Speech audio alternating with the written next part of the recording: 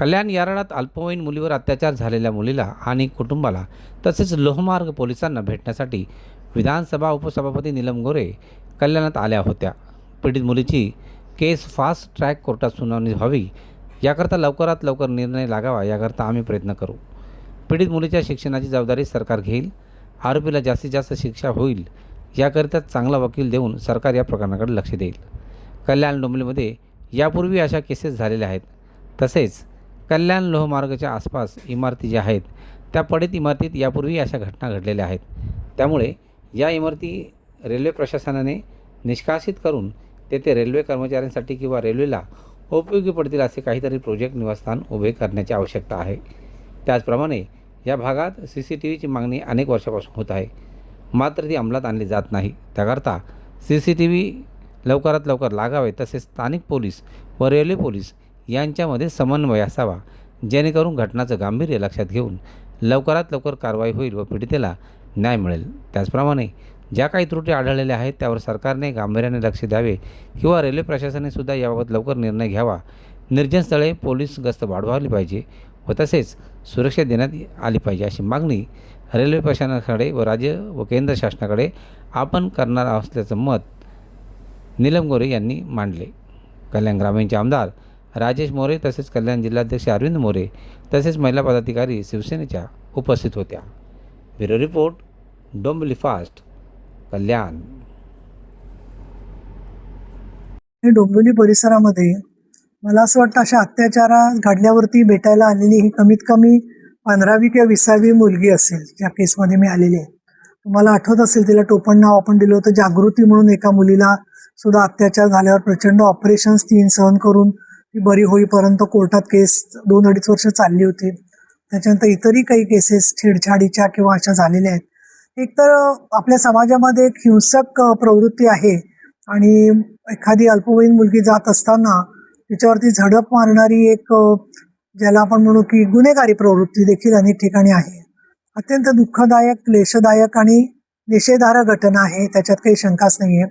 परंतु आज मी जेव्हा लोहमार्गच्या SP-शी बोलले आणि त्याचबरोबर कल्याणला आम्ही येत असल्याच्या संदर्भात आपले माननीय आमदार राजेशजी मोरे तसंच जिल्हाप्रमुख अरविंद मोरे, विजयाताई पोटे, वाघमारेताई, बाकीच्या सगळ्या उपस्थित असणाऱ्या पदाधिकाऱ्यांना निरोप दिले आणि पोलिसांशी, विशेषतः रेल्वे पोलीसच्या हद्दीत हे घडलेलं असल्यामुळे त्यांच्याबरोबर बैठक घेणं फार आवश्यक होतं आणि त्याच्यामध्ये काही मुद्दे जे समोर आले त्याच्याबद्दल मी आपलं लक्ष वेधते आहे. एक म्हणजे घटना निषेधार्ह असली तरी सुद्धा शेवटी त्याच्यामध्ये न्याय मिळणं हे फार महत्त्वाचं आहे आणि मुलीच्या बरोबर सातत्याने आपण उभं राहायचं, त्यांना सहकार्य द्यायचं, संरक्षण द्यायचं. ही माननीय एकनाथजी शिंदे साहेबांची भूमिका आणि शिवसेनेची भूमिका कायम राहिलेली आहे. उपमुख्यमंत्री म्हणून काम करत असताना, मुख्यमंत्री म्हणून काम करत असताना त्यांनी जी व्याख्या केली आहे की महिलांना सन्मान म्हणजे महिलांचा अधिकार आणि महिलांचा अधिकार म्हणजे महिलांचा सन्मान. तर या मुलीच्या नातेवाईकांशी मी बोलले, पोलिसांशी डिटेल बोलले आणि आपल्या माहितीनुसार 300 हा गुन्हा नंबर जो आहे त्याच्यामध्ये 595/2026 कलम 304(2), 351, 64(1), 65(1), 137(2) आणि भारतीय न्याय संहितासह बालकांचे लैंगिक अपराधापासून संरक्षण अधिनियम 2012 नुसार कलम 346 यानुसार या मुलीच्या वरती आरोपी अटक झालेला आहे.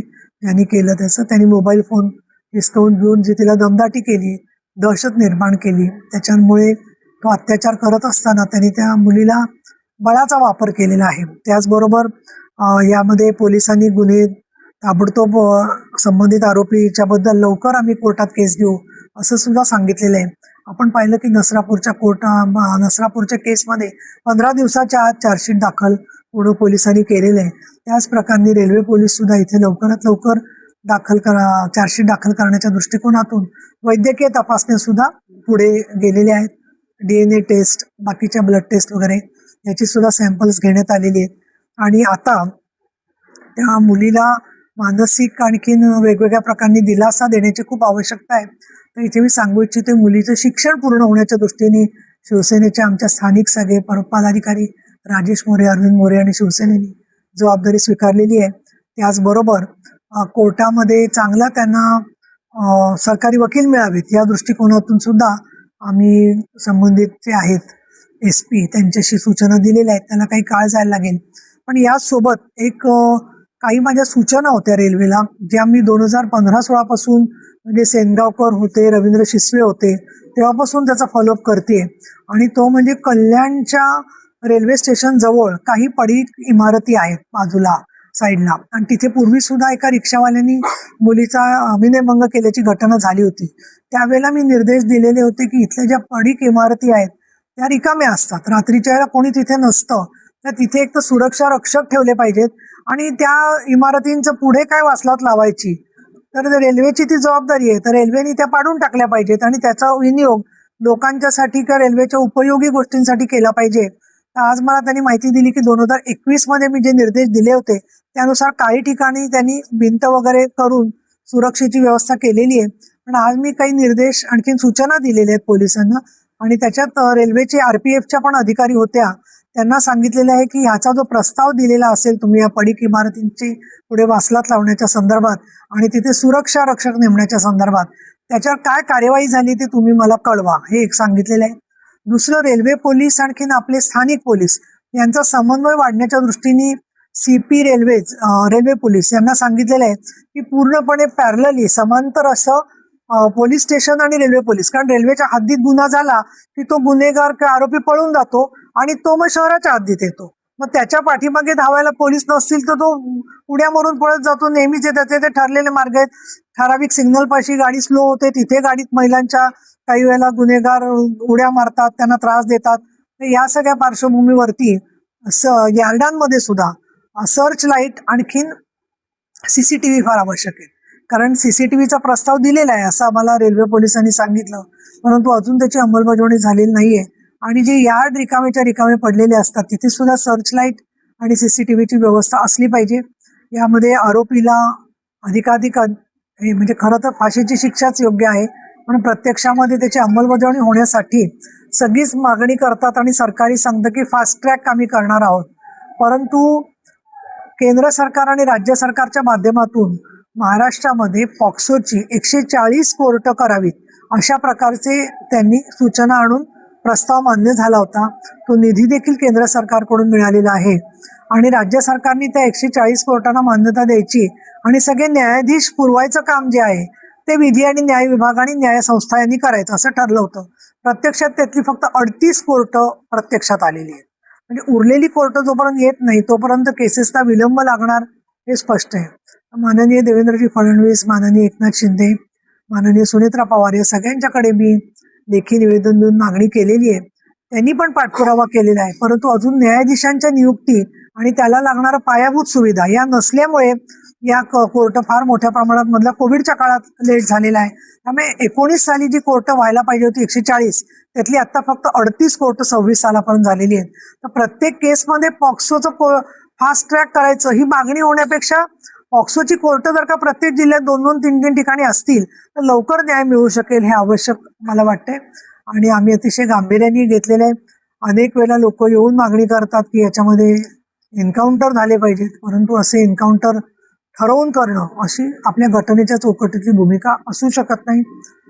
बदलापूरला एन्काउंटर झाला तर अनेक पोलीस त्याच्यात निलंबित झालेले आहेत आणि कोर्टाचंही या बाबतीमध्ये कुठेही असं, पण लोकांची भावना जी आहे की लवकर शिक्षा व्हावी ती योग्य आहे. दुर्दैवाने कोर्टाची जेव्हा तारीख दिरंगाई होते, 2 वर्ष, 3 वर्ष, 4 वर्ष लागतात, तर कोर्टाने पण भूमिका घेतलेली आहे की ते आरोपीला संपूर्णपणे बेल देऊन टाकतात कारण वेळ लागला म्हणून. किंवा पॅरोलच्या प्रश्नावरती सुद्धा मला राजकारण आणायचं नाहीये, पण ज्यावेळेला कोविड झाला त्यावेळेला तत्कालीन गृहमंत्री अनिल देशमुख यांनी सगळ्या जेलमधले सगळे कैदी पॅरोलवरती सोडून दिले आणि जेव्हा कोविड संपला तेव्हा आम्ही विचारलं की आता हे पॅरोलवरचे सुटलेले कैदी किती आलेत आतमध्ये आणि किती बाहेर राहिलेत, तर ते बरेच हद्द सोडून दुसरीकडे निघून गेलेले होते आणि त्याचा सुद्धा मग परिणाम आपण पाहतो की जसं नसरापूरच्या केसमध्ये झालेला दिसतोय. तर म्हणून हॅबिच्युअल ऑफेंडर लिस्ट, जे वारंवार असे गुन्हे करणारे आरोपी आहेत त्यांची यादी सुद्धा प्रत्येक ठिकाणी पोलिसांनी ठेवून प्रलंबित केसेसचा फॉलोअप केला पाहिजे असं मला वाटतं. त्या मुलीचं शिक्षण व्हावं, तिच्या कुटुंबाला मदत होऊन त्यांचं साक्षीदार संरक्षण कायद्यानुसार पूर्ण सहकार्य मिळावं या दृष्टीने आम्ही बांधील आहोत. नातेवाईकांना धीर देण्याचा प्रयत्न केलेला आहे. पोलिसांनी व्यवस्थित त्याचा FIR आणि सगळं काम करून त्यानुसार कोर्टामध्ये सुद्धा मॅजिस्ट्रेट समोर तिची नोंदणी तिची करून घेणार आहेत आणि चाइल्ड वेलफेअर कमिटी जी आहे ती त्यांचा SIR म्हणजे सोशल इन्व्हेस्टिगेशन रिपोर्ट आणि या संदर्भात रिहॅबिलिटेशन अशा अल्पवयीन मुलींचं कसं करायचं याबद्दल सुद्धा पोलिसांनी एक त्याचा अहवाल तयार करावा असं आम्ही त्यांना सुचवले. त्याची देखील प्रत ते आम्हाला देणार आहे.